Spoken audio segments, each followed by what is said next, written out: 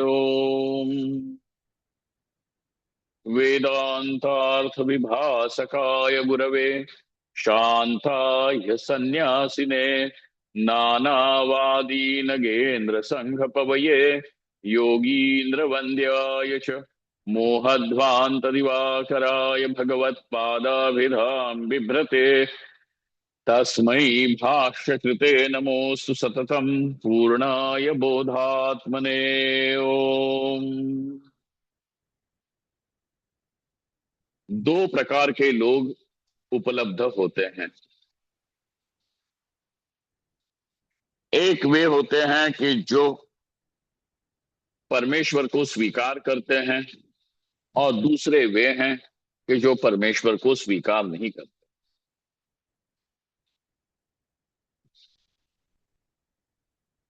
पाश्चिमात्य दर्शन शास्त्रकारों ने इसी को आस्तिक और नास्तिक दर्शनों में बंटवा दिया है।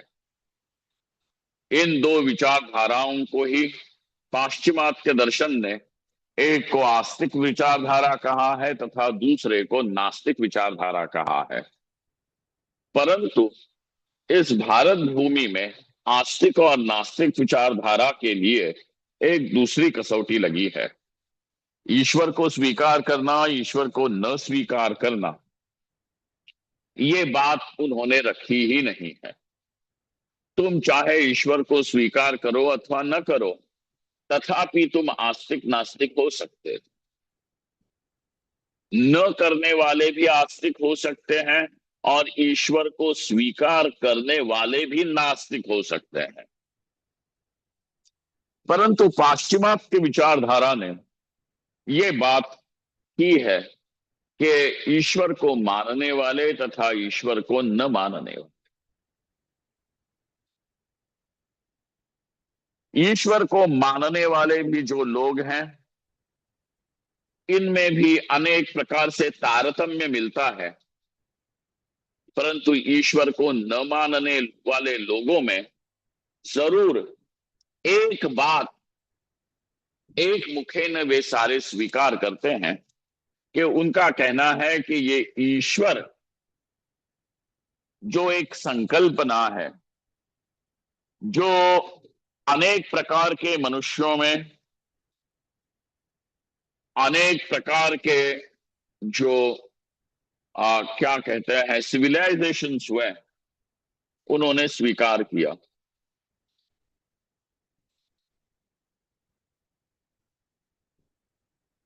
तथापि किसी की एक वाच्यता नहीं है कि एक किसी को ईश्वर कहा जाए।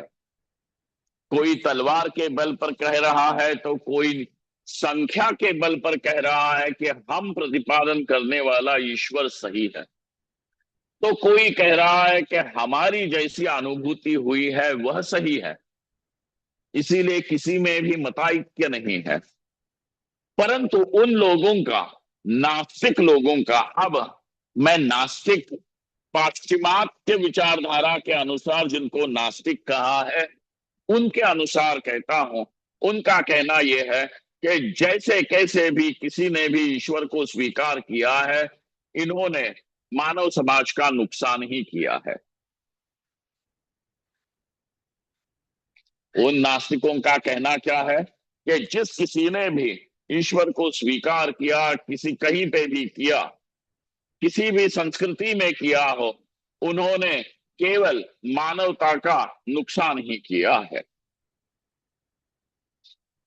और पश्चिम की, मतलब भारत देश छोड़ करके पश्चिम की ओर जितने चले जाओ, और जिन लोगों ने ईश्वर माना है, चाहे वो मुसलमान हो, चाहे वह क्रिश्चियन हो, चाहे वो और कोई हो, आपने अपने ईश्वर को सिद्ध करने के लिए इन्होंने जो इतिहास लिखा है वो तो सारा रक्त रंजित इतिहास ही है, खून से लिखा गया इतिहास है।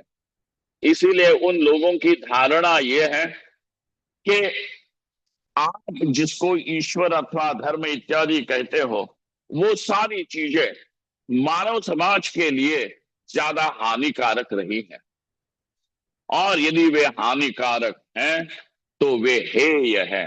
क्या है? हेय का अर्थ होता है त्याज्य। हेय का अर्थ क्या है? त्याज्य। त्याज्य मतलब त्यागने योग्य है। फिर भारत से एक संतों की परंपरा उठी है। उन्होंने तो ये कहा है कि किसी भी प्रकार से तुम इस ईश्वर को अपने जीवन में स्वीकार कर लो। कहीं तुम इसको अपना सखा मान करके अपने जीवन में ले आओ, कहीं तुम इसको अपना पुत्र मान करके ले आओ, कहीं इसको स्वामी मान के ले आओ। नवधा भक्ति में कहीं दास्य भक्ति है, कहीं मधुरा भक्ति है, कहीं और कोई भक्ति है। किसी भी प्रकार से तुम ले आओ, परंतु ईश्वर को ले आओ। इसीलिए ईश्वर ग्राह्य है, ऐसा कुछ लोगों का, ईश्वरवादियों का कहना है। ईश्वर ग्राह्य है, और ईश्वर ग्राह्य इसीलिए है कि उसमें मनुष्य को शांति मिलती है। देखो जी, दो विचारधाराएं हैं, और दो विचारधाराओं में ये अंतर दिखता है। एक ईश्वर को हेय बताता है, तो दूसरा उपादेय बताता है। हेय बताने वाले लोगों में उनके अपने कारण मीमांसा है, और जो लोग उपादेय बता रहे हैं उनके पास भी अपनी एक कारण मीमांसा है, जस्टिफिकेशंस है।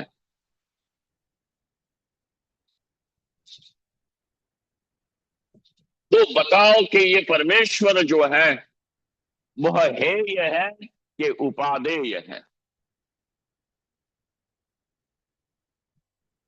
हेय है कि उपादेय है? ऐसा प्रश्न जब शंकराचार्य भगवान के सामने रखा है, तब उसका जवाब देते हैं 43वें श्लोक में। नहीं, हम कौन से श्लोक में हैं अब? 80 में है। अच्छा, 80 में, चलो। हाँ, सॉरी, 43वें श्लोक की भूमिका मैंने आपकी पहले से ही बना दी। 80वां श्लोक। यहां पे तो ये कहा कि जिस प्रकार एक राजा केवल अपने सन्निधि मात्र से ही सेना में चेतना का संचार करता है, जैसे एक चुंबक, लोह चुंबक केवल अपने सन्निधि मात्र से ही लोहे के टुकड़ों में मान लो गति पैदा कर देता है, वो करने नहीं जाता, अपने आप हो जाती है। ठीक वैसे ही यहां पे भी यह जो चेतन तत्व है, उसकी सन्निधि मात्र से ही क्या हो रहा है? देह, मन, बुद्धि, इंद्रिया आदि चेतन जैसी प्रतीत हो करके, हाँ, वहां पे उनमें, हाँ, कार्य करने की क्षमता उत्पन्न हो जाती है, बस इस चेतन के अनुग्रह से। तो ये अपनी सन्निधि से, हाँ, केवल उसकी सन्निधि ही चाहिए। और इसीलिए कहा कि वह साक्षी हो करके, सानिध्य से ही यहाँ पे सारा जगत चला रहा है। यहाँ पे भगवान श्री कृष्ण ने भी यही कहा, ईश्वर सर्वभूतानां हृद्देशे अर्जुन तिष्ठति भ्रामयन् सर्वभूतानि यंत्रारूढ़ानि मायया। यहाँ पे ये कहते हैं भगवान कृष्ण कि हे अर्जुन, अरे अर्जुन, तुम अर्जुन हो, इसका अर्थ तुम्हारे भीतर कोई वक्रता नहीं है। रुजुत्वात् अर्जुन, ये व्युत्पत्ति है, क्या है? रुजुत्वात् अर्जुन। ऋजु का अर्थ होता है कि जो स्ट्रेट फॉरवर्ड, सीधा है, जिसमें कोई कुटिलता नहीं है, कोई वक्रता नहीं है, उसको कहते हैं ऋजु। तो ऋजुत्वात् अर्जुन शब्द बना कैसे है? तो ऋजु शब्द से अर्जुन शब्द बना हुआ है। तो अर्जुन कौन है? कि जिसके भीतर कोई वक्रता नहीं है। इसीलिए तुम इस बात को समझ सकते हो हे अर्जुन, ईश्वरः सर्वभूतानां हृदय अर्जुन तिष्ठति। हे अर्जुन, यह जो ईश्वर है वह सब प्राणियों के हृदय में, अर्थात हृदय का अर्थ होता है हृदय देश। आप जरा विचार करो, आप ये छाती को कहते हो हृदय देश, और ऐसा कहते हैं कि यह जो स्थान है ये सबसे ज्यादा मर्म स्थानों में से महत्वपूर्ण मर्म स्थान है। हाँ, मर्म स्थान है। हार्ट अटैक, अच्छा पैर टूट जाए, आंख टूट जाए, कान टूट जाए, हाथ टूट जाए, कोई बात नहीं, हृदय जो है वो तुम्हारा सुरक्षित होना चाहिए। सही बात है कि नहीं? हृदय को भी सुरक्षित रखना चाहते हो और अपने बुद्धि को भी, दिमाग, वो क्या कहते हैं, भेजे को भी, है ना? कोई लठ मारे तो पहले अपने सिर को ही ढक लेते हो। हाथ झेल सकता है लेकिन सिर जो है वो बचा रहे। तो हृदय का अर्थ होता है कि ऐसा देश की जो बहुत मर्म स्थानीय है, मर्म है।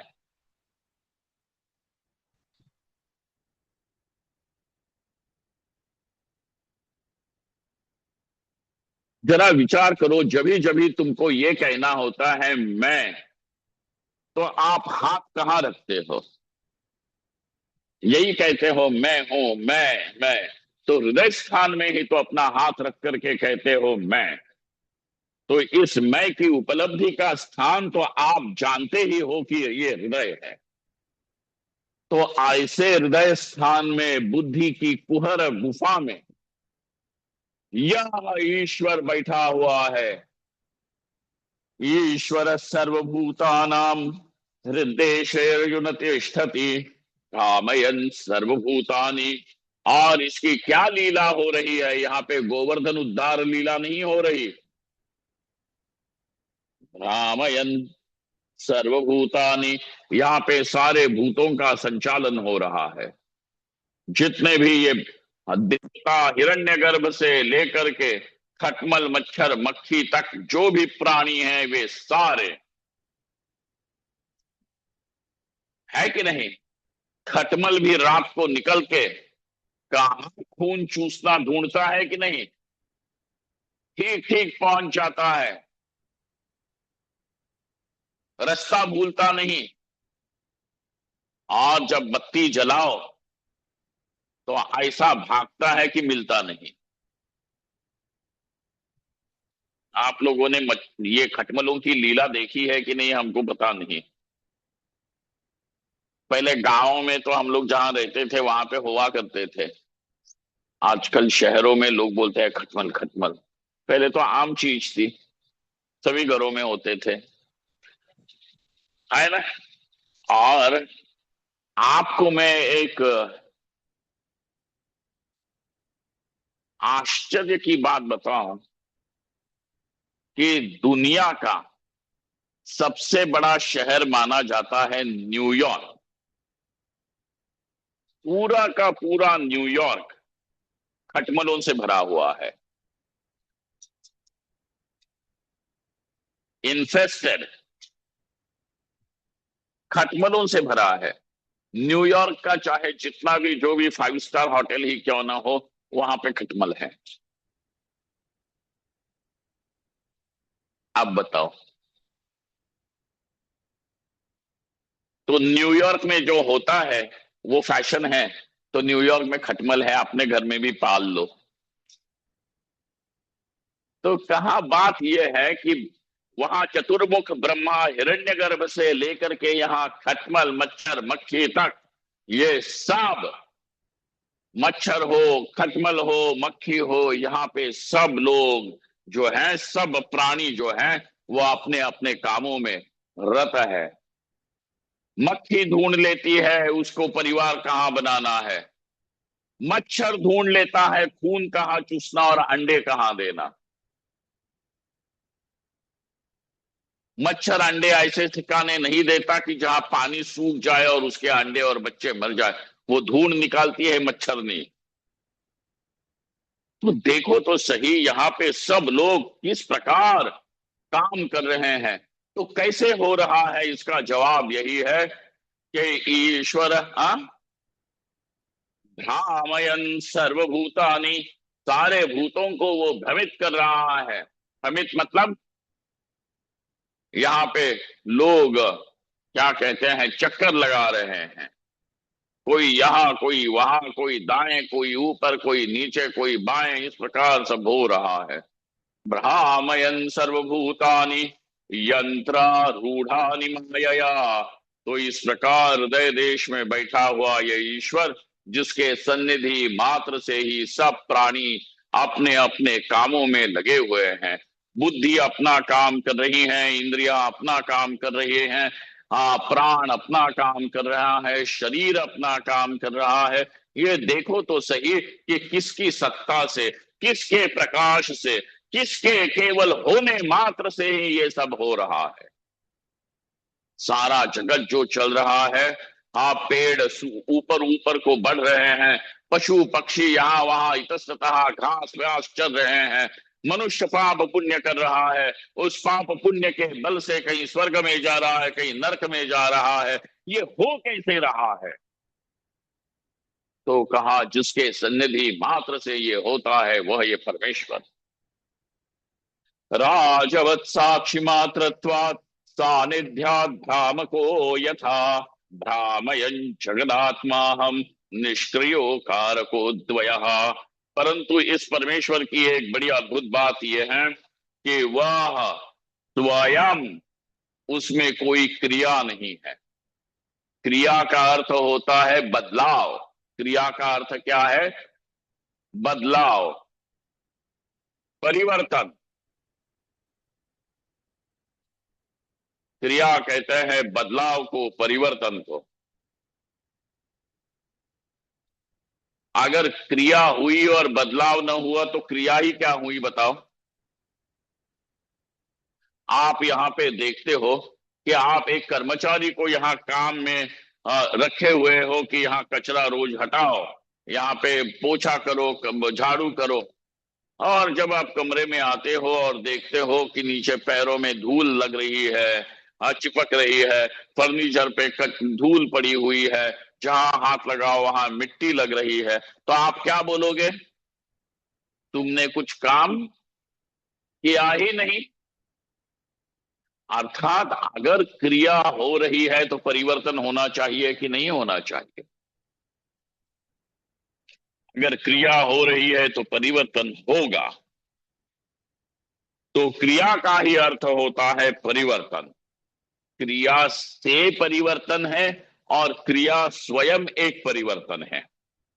दोनों का अंतर समझ रहे हो ना? क्रिया स्वयं एक परिवर्तन है। जैसे आपका यहां से उठ के वहां चले जाना, तो आपने जगह बदल ली कि नहीं? एक कुर्सी में से उठ के दूसरे कुर्सी में चले गए, तो इसका अर्थ हो गया कि वहां पे आपने जगह बदल दी। परिवर्तन हुआ कि नहीं हुआ?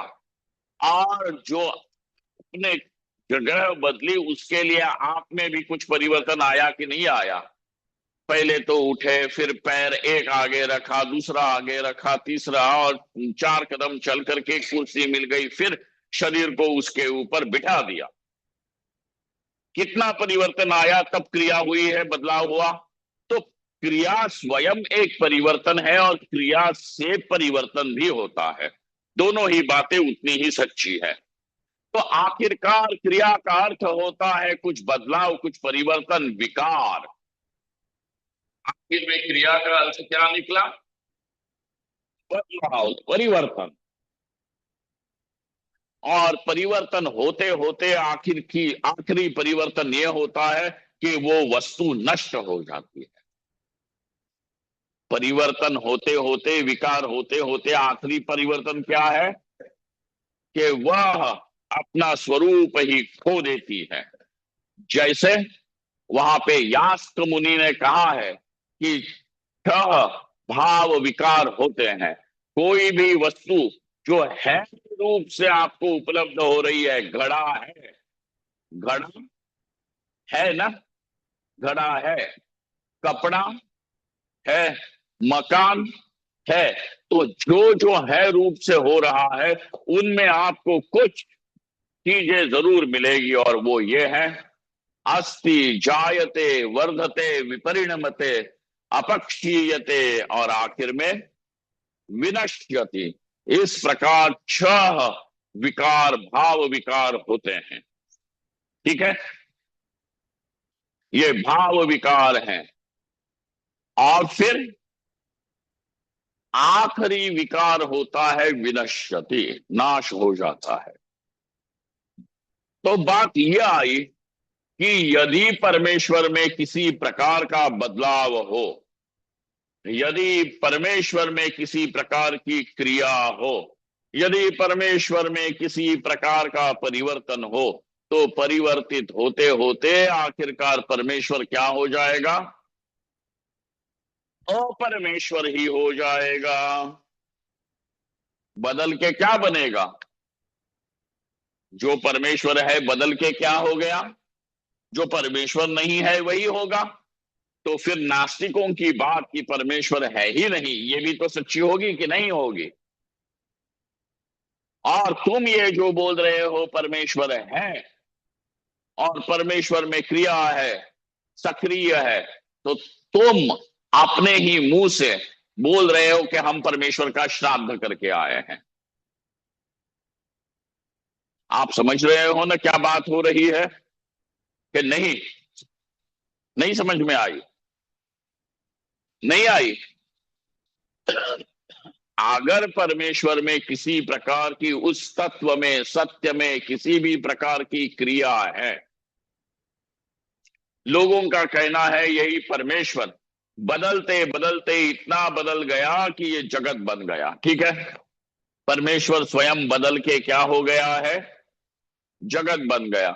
अब बताओ, तुम ये टेबल कुर्सी सबको देख रहे हो, इसको कहते हो ये परमेश्वर है? इतना बदल गया मतलब अब परमेश्वर परमेश्वर ही नहीं रहा। तो परमेश्वर सड़ गया, गल गया, जगत बन गया, क्योंकि जगत सड़ने गलने वाला है, नष्ट होने वाला है। अतः यदि परमेश्वर बदल के परिणामी होकर के ये जगत बन गया है, तो परमेश्वर कैसा है? नष्ट ही है।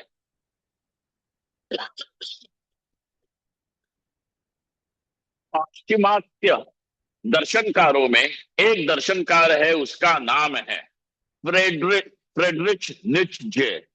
क्या है नाम? फ्रेडरिच नित्जे। हाँ, कोई बात नहीं। हाँ, आपको कठिन होता है ये बोलना, तो उसकी माँ कैसे बोलती होगी?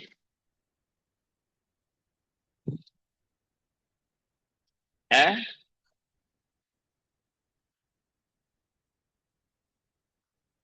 मैं बुलवाता हूं, फ्रेडरिच नित्जे। फ्रेडरिच नित्जे। हाँ, बोल तो दिया। अब क्या? अब ऐसा, वो जो है दर्शनकार, उसने एक किताब लिखी, पुस्तक लिखी। उसमें उसने एक कथा लिखी है, कथा, सुंदर कथा है। उस कथा में उसने लिखा, ईश्वर मर गया। क्या लिखा? ईश्वर मर गया, ईश्वर का मुर्दा पड़ा है। और जब मुर्दा कहीं पे पड़ा होता है तो उसकी, हाँ, क्या कहते हैं, दुर्गंधी फैलती है कि नहीं? तो उसने लिखा कि ईश्वर मर गया, और ईश्वर के मृत्यु की गंध जो है, वो दुर्गंध जो है मुर्दे की, वो फैली हुई है। बोले क्यों ऐसा कहते हो? तो देखो, यहां लोग एक दूसरे को मार रहे हैं, पीट रहे हैं, स्वार्थ से, कैसे, क्या कहते हैं, भरे हुए लोग हैं। कहीं पे तुमको शांति, प्रेम, सौहार्द दिखता है क्या? अगर ईश्वर होता तो शांति, प्रेम, सौहार्द दिखता, परंतु यहाँ पे दिख ही नहीं रहा है। तो इसका मतलब यह है कि ये ईश्वर के मृत्यु की गंध है। फ्रेडरिच निश्चय कहता है। बड़ी उसकी कहानियां जो हैं, पुस्तकें, हाँ हाँ, लोगों को बड़ी पसंद है, मुझे भी अच्छी लगती है, मजेदार है। पढ़ा तो है। फ्रेडरिच नीचे। ईश्वर मर गया। यदि ईश्वर में किसी प्रकार की क्रिया हो तो उस क्रिया के कारण क्या होगा? बदलाव होगा। और बदलाव का आखिरी पड़ाव क्या है? बदलते बदलते वस्तु कितनी बदलेगी बताओ। आपके पास एक नींबू है, ठीक है? आपने, अब नींबू बदलेगा कि नहीं बदलेगा? टेबल के ऊपर वैसे ही छोड़ दो, 1 सप्ताह हो जाए, 2 सप्ताह हो जाए, 1 महीना हो जाए, 6 महीने हो जाए, 1 साल हो जाए, 10 साल हो जाए, अब उस नींबू की मिट्टी बन गई कि नहीं बन गई? आप उस मिट्टी को देख करके थोड़ी ही बोलते हो कि ये नींबू है। बताओ। तो चीज बदलते बदलते आखिर ऐसे मुकाम पर पहुंचती है कि वो वस्तु रहती ही नहीं है।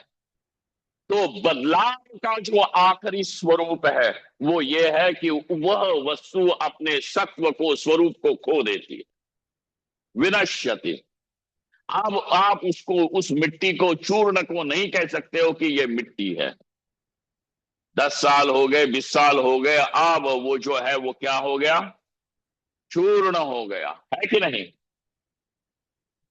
सड़ गया। पहले तो पहले दिन आपको लगेगा थोड़ा सा सिकुड़ गया, थोड़ा ये हो गया, उसके ऊपर क्या बोलते हैं, वो आ गई क्या है?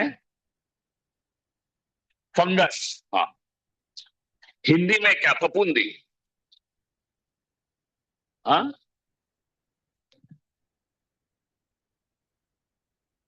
मारवाड़ी भाषा में नहीं, हिंदी में बताओ।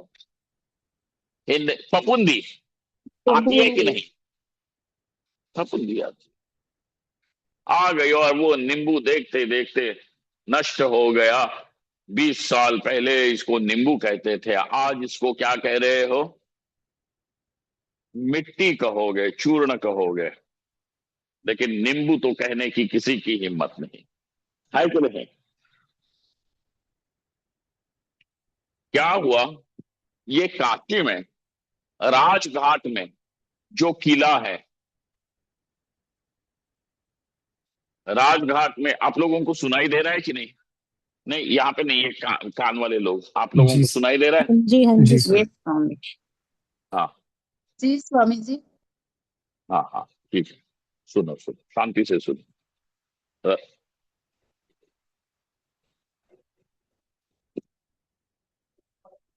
ये माइक, महादेव, आ रहे हैं ना? अभी आ रही है ना?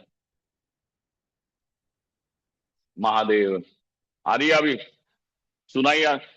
काशी में ये हमारे जो इतिहास के संशोधक लोग हैं, उन्होंने कुछ उत्खनन किया। क्या किया? उत्खनन किया। तो उस उत्खनन में उनको 3000 साल पहले के कुछ अवशेष मिले। कितने? बुद्ध पूर्वकालीन, मतलब इतना प्राचीन वो किला है कि बुद्ध पूर्वकालीन वहां पे अवशेष मिले। और केवल अवशेष नहीं मिले, तो उत्खनन करते करते उनको इतने बड़े मिट्टी के वो मिले, क्या, घाघर जैसी, इतने बड़े बड़े। तो उन्होंने देखा खोल के, तो उसमें 3000 साल पुराने वो जो मिट्टी के बने हुए थे, वो सारे अनाज स्टोर करने के लिए यूज करते थे। किसके लिए? अनाज रखने के लिए। और उन्होंने वो सारे 3 या 4 बड़े बड़े बर्तन निकाले, इतने बड़े गागर, और निकाले। उसमें जो भी गेहूं चावल जो भी था उसका, उस समय का, वो थोड़ी देर रहा। और फिर जैसे ही हवा लग गई, सब मिट्टी चूर्ण चूर्ण हो गया। आप बताओ, इसको उठा करके तुम चावल पका सकते हो, रोटी बना सकते हो? नहीं। एक समय जिसको तुम चावल कहते थे, एक समय जिसको तुम गेहूं कहते थे, एक समय जिसको तुम धान्य कहते थे, आज वही वस्तु क्या हो गई है? मिट्टी हो गई। इसीलिए बात यह है कि बदलाव, बदलाव का आखिरी मुकाम, बदलाव का आखिरी परिणाम होता क्या है? नाश।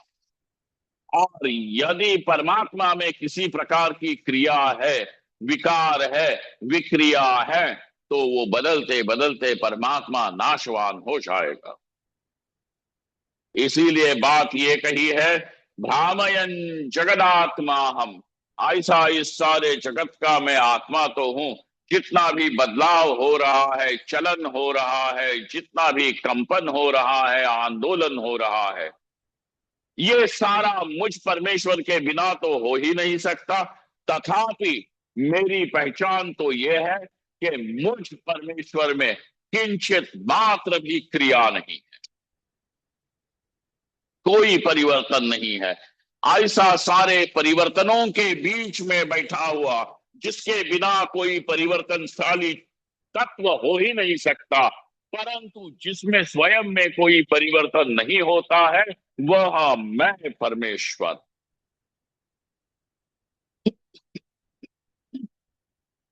इस प्रकार परमेश्वर का दर्शन कर लो। निष्क्रियो कारको द्वयः, ऐसा मैं निष्क्रिय, अकारक और अद्वय ही हूं। इस द्वैत में ही बैठ करके अद्वैत कहीं पे खोया नहीं है। इसीलिए अद्वैत जो है वो शंकराचार्य की फिलोसॉफी नहीं है, अद्वैत परमेश्वर का स्वरूप है। अद्वैत परमेश्वर का स्वरूप है, वो कोई एक विचारधारा नहीं है। परंतु परमेश्वर के स्वरूप को बताने के लिए भी आपको वाणी और विचार की जरूर आवश्यकता पड़ती है। इसीलिए अद्वैत ये वाणी के द्वारा तो बताया ही नहीं जाता, द्वैत का निषेध करके जो रहता है वही अद्वैत। तो परमेश्वर का स्वरूप क्या है? भ्रामयन जगदात्मा हम, इस प्रकार इस सारे जगत को भ्रमित करते हुए, चलायमान करते हुए जो अचल वस्तु है, ऐसी अचल वस्तु के जिसके बिना चलन वलन हो ही नहीं सकता, कंपन हो नहीं सकता, वह निष्क्रिय अकारको अद्वय, ऐसा अकारक और अद्वय एक वस्तु, वह मैं परमेश्वर हूं। इस प्रकार इस आत्मा का दर्शन करना चाहिए। अब आगे कहते हैं, निर्गुणम निष्क्रियम नित्यम निर्द्वंद्वम यन्निरामयम शुद्धम बुद्धम तथा मुक्तम तद्ब्रह्मास्मीति धारये। निर्गुणम निष्क्रियम नित्यम निर्द्वंद्वम यन्निरामयम शुद्धम बुद्धम तथा मुक्तम तद्ब्रह्मास्मीति धारये। निर्गुणम, कैसा है यह? जो निर्गुण है, निष्क्रिय है, नित्य है, निर्द्वंद्व है, निरामय है। आमय का अर्थ होता है रोग। आमय का अर्थ क्या होता है? रोग। रोग का अर्थ यही है कि जो किसी न किसी प्रकार से नाश का कारण होता है कि नहीं? अब कई लोग होते हैं, हाँ, तो उसको 6 महीने के बाद मिलो तो बहुत दुबला पतला हो गया है। हाँ, तो क्या हो गया? तुम्हारा शरीर ऐसे कैसे हो गया? स्वामी जी क्या बताऊं, डेंगू हो गया था।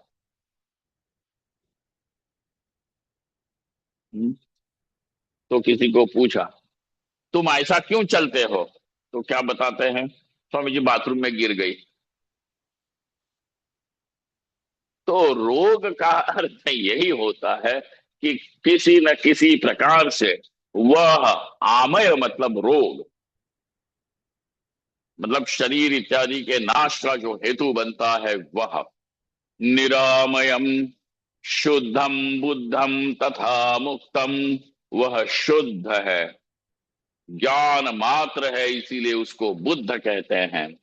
मुक्त है क्योंकि उसमें दुख की छाया तक नहीं है। हाँ, तद ब्रह्मास्मीति धारयेत, ऐसी जो वस्तु है वह ब्रह्म है। वही ये अहम अहम वस्तु है, वो है, ऐसा धारणा करो। धारणा का अर्थ क्या है? निश्चय करो, समझ के निश्चय करो, है ना। दो प्रकार से धारणा कर सकते हो, या तो कि समझ के भी धारित हो सकता है, अथवा बिना समझे केवल श्रद्धा से भी धारण कर सकते हो। ठीक है। तो गुरु पे श्रद्धा की कि इन्होंने बताया कि ये जो आत्मा है वो ऐसा है, निर्गुणम निष्क्रियम नित्यम निर्द्वंद्वम यन्निरामयम शुद्धम बुद्धम तथा मुक्तम तद ब्रह्मास्मीति धारयत। ऐसे गुरु जी ने कहा, इसीलिए मैं तो मानता हूं कि यह आत्मा ब्रह्म है, परिपूर्ण है, निष्क्रिय है, अनंत है, इत्यादि, निरामय है, ऐसा मैं मानता हूं। तो इसको मान के जब ध्यानाभ्यास करते हो तो उसको कहते हैं निर्गुण उपासना। इसको क्या कहते हैं? यही है निर्गुण उपासना। और अगर इसको समझते हो कि यही मेरा स्वरूप है, जिसको मैं बोल रहे हैं वह मैं वस्तु ब्रह्म ही है, अभी इस पल, इस क्षण ये मैं ब्रह्म है। तथापि जब जब आप मैं शब्द का प्रयोग करोगे तो मैं शब्द का अर्थ आपके लिए यही प्रतीत होगा कि मैं मतलब मैं स्त्री, मैं पुरुष, मैं कर्ता, भोक्ता, सुखी, दुखी। यही है ना मैं शब्द का अर्थ। और ये लोग लिख रहे हैं अपनी ऑटोबायोग्राफी। क्या लिख रहे हैं? आत्मचरित्र। क्या लिख रहे हैं? योगी का आत्मचरित्र, ऑटोबायोग्राफी ऑफ अ योगी, है कि नहीं? देखा है ना। अरे, आत्मा का चरित्र यही है कि वो आत्मा निष्क्रिय है, निर्गुण है, नित्य है, निर्द्वंद्व है, निरामय है। अगर तुम इस आत्मा को योगी मान रहे हो कि भोगी मान रहे हो, देवता मान रहे हो कि मनुष्य मान रहे हो, आखिरकार तुमने इस तुम्हारे पूरे इतने 300-400 पन्ने जो लिखे हुए हैं उसका अर्थ यही निकला कि यह आत्मा ब्रह्म नहीं है। क्या निकला तुम्हारा आखिरी अर्थ? कि यह मैं ब्रह्म नहीं, कुछ अन्य है। योगी हो सकता है अथवा भोगी हो सकता है, परंतु ये ब्रह्म नहीं है। यही तो तुम्हारा अर्थ निकला। क्या यही अध्यात्म है? और अध्यात्म का अर्थ यही है, आखिरी पड़ाव अध्यात्म का शिखर जो है यही है कि ये आत्मा का अर्थ होता है ब्रह्म, और ब्रह्म का अर्थ होता है यह आत्मा। मैं शब्द का अर्थ है ब्रह्म, और ब्रह्म शब्द का अर्थ है मैं। जब तक के मैं और ब्रह्म ये एक अर्थक, समान अर्थक, पर्यायवाची न दिखे, तब तक के आपके बुद्धि ने ये समझा नहीं है। ये बात पक्की कर लो। तो एक होता है धारण करना समझ के, और एक होता है धारण करना केवल मान के। इसीलिए एक है मान्यता, परंतु वो हो जाती है निर्गुण उपासना। और जो समझ करके हो गया है, अब उसके लिए तो कुछ करना बाकी नहीं है, क्योंकि उसके लिए यह आत्मा मैं ब्रह्म हूं ये साक्षात है। और इसीलिए ये ज्ञान साक्षात वस्तु है, सिद्ध है।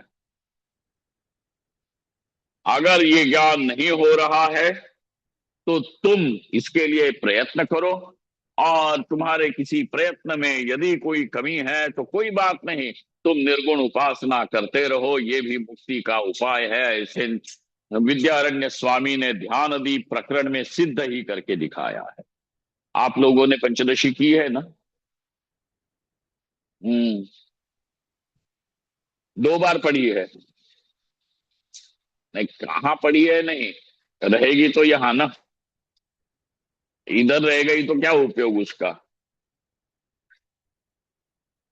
पंचदशी का ध्यानदीप प्रकरण जो है, कौन सा? ध्यानदीप, वहां पे देखिएगा।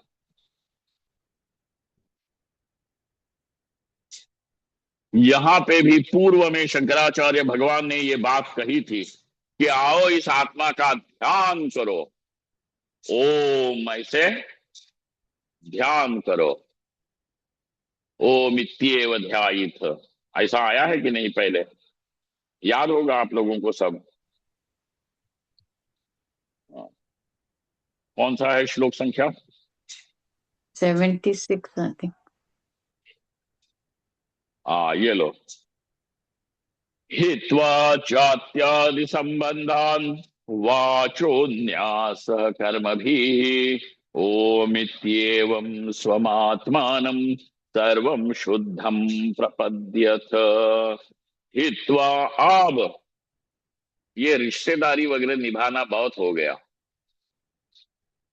एक समय आना चाहिए कंडोई जी जीवन में, नहीं तो पूरा जीवन रिश्तेदारी निभाने में चला जाता है। अब बहुत किया, जाओ जिसको जो बोलना है बोलो, है कि नहीं? इतनी रिश्तेदारी निभाई, लेकिन बताओ सचमुच में कोई आपको अच्छा मानता है क्या?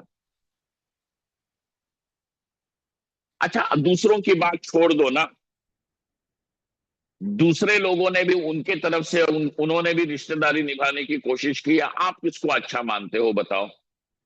जब आप नहीं मानते तो दूसरों ने आपको मानना चाहिए, ये कहां से नियम बनाते हो?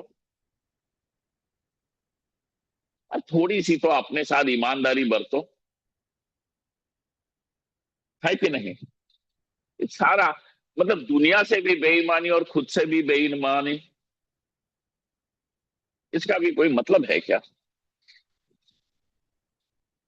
दुनिया को तो बेवकूफ बना रहे हो और खुद को भी बना रहे हैं। इससे और घना पाप क्या हो सकता है कि नहीं? हित्वा जात्यादि संबंधान, हो गया बस रिश्तेदारी का काम। हित्वा जात्यादि संबंधान वाचोन्यास कर्म भी। और तो अगर हमने ऐसे नहीं किया तो लोग क्या बोलेंगे, वैसे भी बोल ही रहे हैं, है कि नहीं?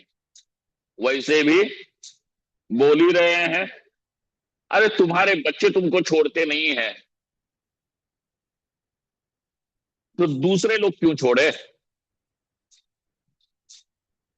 अपने घर के ही लोग अपने को नहीं बख्शते हैं, तो दूसरे लोग क्यों बख्शे? बताओ कहां तक ये निभाओगे? हो गया सब। इसलिए वानप्रस्थ आश्रम और उसके बाद संन्यास आश्रम आवश्यक है। क्यों? क्योंकि अब ध्यान करने का समय है। क्या है वह? हित्वा जात्यादि संबंधान वाचोन्यास कर्म भी ओमित्येव स्वमात्मानम। आओ ओम बोल करके इसका ध्यान करो कि ये ओम क्या चीज, ये आत्मा का स्वरूप कैसे बताता है। ओमित्येवं स्वमात्मानं सर्वं शुद्धं प्रपद्यथ। इस प्रकार वह सर्व शुद्ध वस्तु जो है उसको, उसके शरण हो जाओ।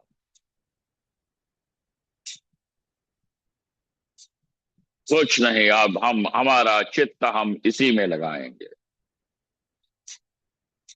अच्छा जी, अगर आपका चित्त इस प्रकार परमेश्वर में नहीं लगता है तो परमेश्वर के सगुण रूप में लगाओ। सगुण रूप में नहीं लगता है तो सगुण साकार में लगाओ, कृष्ण रामादि में लगाओ। अगर वैसे नहीं लगता है तो फिर आप मूर्ति इत्यादि रख करके पूजन भजन करो। करो, स्नान कराओ, इत्तर लगाओ, चंदन लगाओ, नैवेद्य दिखाओ, पुष्प चढ़ाओ, विष्णु सहस्र नाम से पूजन करो, है। लेकिन ये न के न प्रकारेण अपने चित्त को चाहे सविशेष परमात्मा में लगाओ, चाहे अगर निर्विशेष में नहीं लग पाता है तो सविशेष का ध्यान उपासना करो। परंतु उत्तम बात क्या है? हित्वा जात्यादि संबंधान वाचोन्यासः कर्मभिः ओमित्येवं स्वमात्मानं सर्वं शुद्धं प्रपद्यथ। जाओ जाओ, उसके शरण जाओ। यही है तुम्हारा आश्रय। आश्रय का अर्थ होता है निर्भय स्थान। आश्रय का अर्थ क्या है? निर्भय स्थान। शरण का अर्थ होता है निर्भय स्थान। जैसे उस दिन भी मैंने समझाया, अगर कोई तूफान में फंसा हुआ हो, अंधेरे में फंसा हुआ हो, और उस व्यक्ति को भले ही एक गुफा मिले जिसमें थोड़ी सी रोशनी किसी ने वहां पे वो जला के रखा है, क्या बोलते हैं, दीपक से क्या होगा, लकड़ी वकड़ी जला करके, चूल्हा जला के रखा है, उस गुफा में जाओ। बाहर की हवा जो है वो शांत हो या न हो, कम से कम तुम महफूज रहोगे, सुरक्षित रहोगे। इसीलिए हाँ, निर्भय हो जाओगे कि बाहर हवा चल रही है, बर्फ गिर रहा है, तूफान उठ रहा है, पेड़ गिर रहे हैं। अब कम से कम उस गुफा में तुम, पेड़ बाहर भले ही गिरे लेकिन तुम्हारे माथे पे गिर के तुम्हारी मृत्यु न होगी। इसीलिए ऐसा अभय स्थान को कहते हैं शरण। अभय स्थान को क्या कहते हैं? शरण। तो तुम शरण जाओ, मतलब ऐसे अभय स्थान को प्राप्त करो। कौन है वह? यही आत्मा है।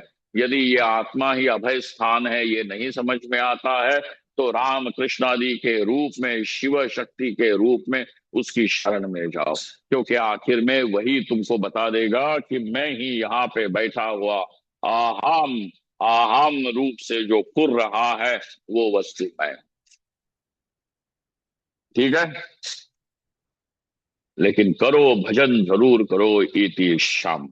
ओम पूर्णमदः पूर्णमिदं पूर्णात् पूर्णमुदच्यते पूर्णस्य पूर्णमादाय पूर्णमेवावशिष्यते। ओम शांति शांति शांति।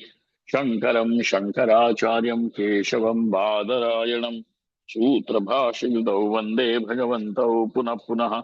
ईश्वरो गुरुरात्मेति मूर्तिभेद विभागिने व्योमवद्व्याप्तदेहाय दक्षिणामूर्तये नमः।